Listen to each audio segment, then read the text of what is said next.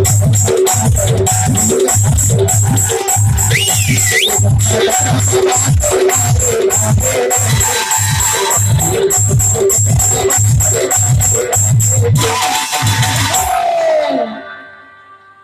टोपी वाले, अरे तिरछी नजर से देख मगर देख तो सही। अरे तिरछी नजर से देख मगर देख तो सही।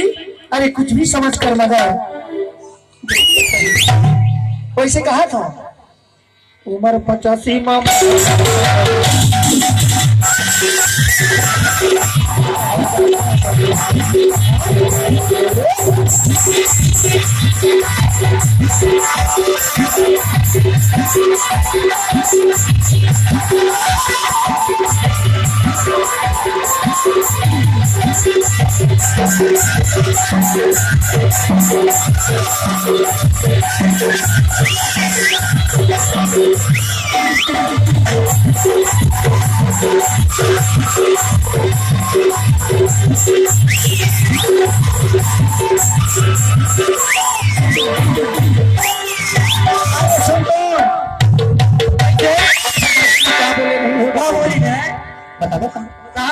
और हमारे सभी कलाकार मंच पर आएंगे।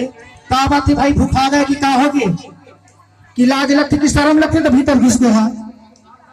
भाई संजय मेरे तो एंटी के समय है ना।